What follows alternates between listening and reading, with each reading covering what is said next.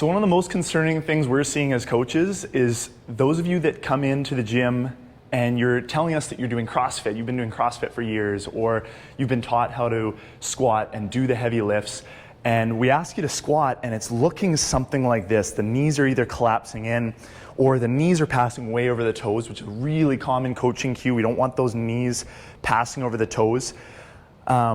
Or you're just overloading the quads. You get out a squat day and all you feel is quads, or knees are starting to wear down on you, right?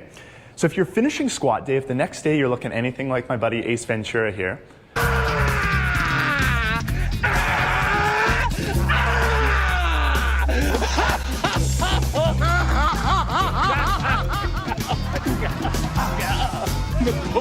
it's in the bone! It's in the bone! Then what you're gonna wanna do is begin to prime the glutes a little bit more. We wanna step out a squat day and you wanna feel the glutes, the butt, the hamstrings, the quads, all working together to create that good, strong squat, right? So best ways we like to coach this, there's a whole bunch of bands you can choose, mini bands. Just about any gym has a mini band collection now. Fabric bands are really good as well. They don't pull on the hair so much. We're gonna set up this mini band just below the knees, terrific place for it. We're gonna start in our handy dandy glute bridge. So if you've ever worked with us before, or you've seen our videos, you know we love the glute bridge.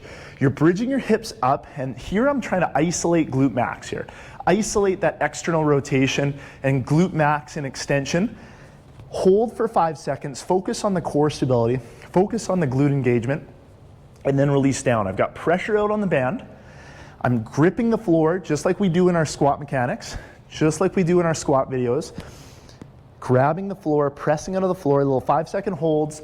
And then the next one I like to go to is our glute bridge march. So you're bridging up, my hands are out to the side to support me, and I'm gonna push one leg out. So my stance leg is here, it's preventing my free hip, my leg that's extending out from falling down or shifting up. I'm looking for that stability, hip staying square to the ceiling, and then shifting to the other leg. We're just pausing for a beat, hips go down, hips return into that glute bridge, and then extend out. And once you're well practiced with this, it only takes about 5 reps of each to really set those hips up before you stand up. And now we turn that into a little bit more squat specific. I move a little bit closer to our squat.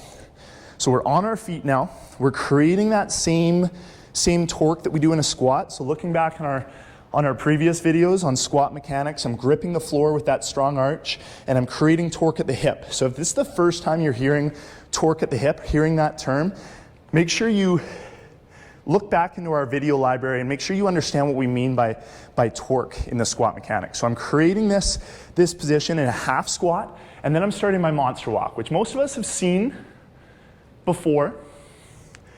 But we really want to understand what we're doing in the monster walk. So as I'm stepping forward and back, making these little half moon semicircle walks, pressure on the band the whole time, my goal is not to allow my knees to collapse in here. So if you're doing this and you're just kind of willy-nilly going through it, and you're feeling, if you're that person, you're feeling that band kind of roll up your knees as you go.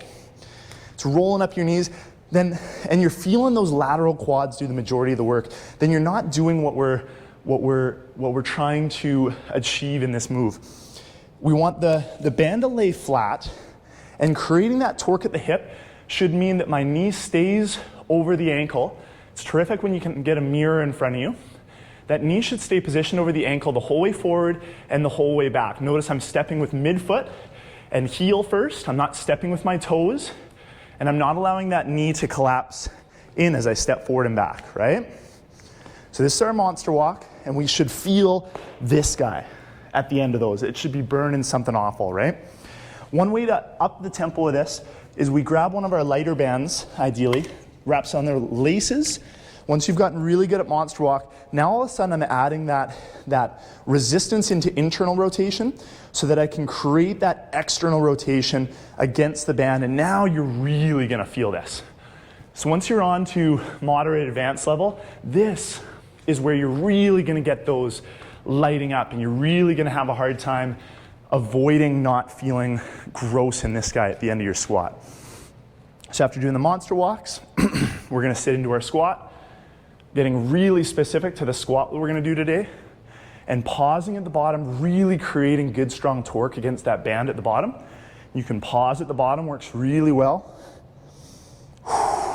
And then finally, we want to take that band right off.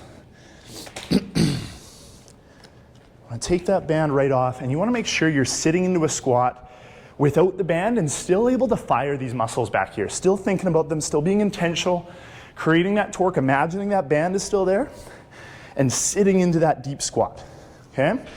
And after priming all those muscles, we want to go into our stretches, which if you look back in our videos again, lots of hip mobility cues, lots of hip mobility exercises that can free up those hips and really set you up properly to make sure that you're sitting into that squat nice and deep and nothing's restricting you in terms of muscle tightness, okay?